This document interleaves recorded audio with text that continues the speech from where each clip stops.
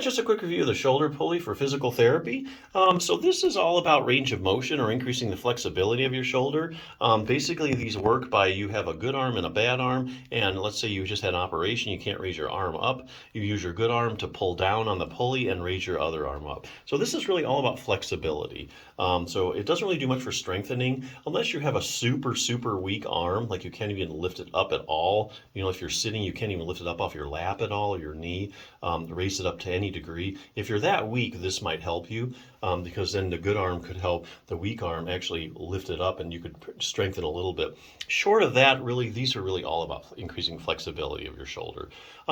So there's a ton of these out there. There's some features you need to look at when you're deciding which one. If you're worried about scratching your door frame, these usually the attachment brackets come in two different kinds. There's a strap and then there's actually a metal bracket. This one has a metal bracket and they have gone to some length to kind of put some things there so it won't scratch your door. But still, if you're concerned about it at all, you probably wouldn't want this particular one. You probably want the kind with a nylon strap because that's the safest one. So that's the first thing to look at.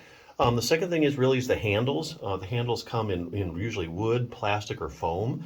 This particular one has foam. I think foam is the most comfortable, and I think it's easier to grip, and you'll have a better grip as you're pulling on it because basically it sinks in, and you can kind of work your hand around it better.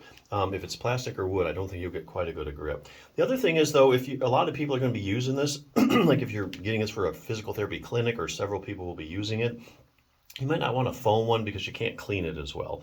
If you have a solid surface with the plastic or the wood ones, you can clean them off a lot better. So that's something else just to think about. Last thing I like about this, I haven't seen these in too many pulleys. This is an adjustment for the handle length.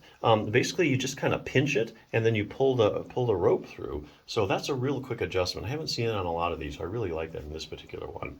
So anyway, if you're looking for flexibility, to increase flexibility of your arm, I think this shoulder pulley is definitely a good thing. This is a good one, so I definitely check it out. Aside from flexibility, there are a few other things you need to do to your shoulder to get it in 100% working order. I'll give you a few examples of some things you can do. Bulletproof your shoulder.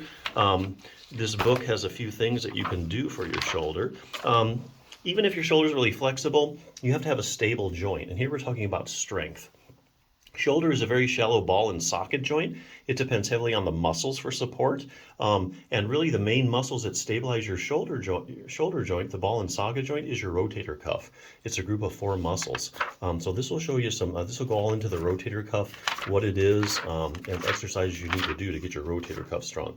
So even if you have your ball and socket joint super stable, and it's working really well, the whole shoulder sits on a base, which is your scapula and your shoulder blade. So basically, you also need to be doing some scapular strengthening, the scapular muscles. So basically, the base upon which your shoulder sits is your scapula. So this will help get your scapula in order.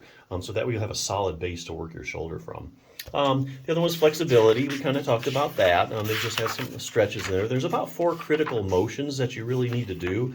Your arm has to be able to do, like, internally, well, it has to be able to rotate certain ways, bring your arm across your body, lift it up. There's about 4 critical motions that you need to be working on. And the shoulder pulley helps with that.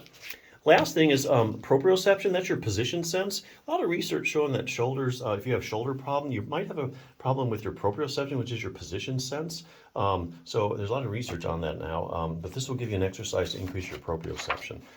So proprioception is kind of like, in the dark, or with your eyes closed, you would know where your hand is, or if you go in your pocket to get your keys out or some coins, you know that without looking at it. That's your proprioception. So a lot of shoulder conditions, you actually lose your proprioception. So that's something you also need to do. So a couple other things to work on.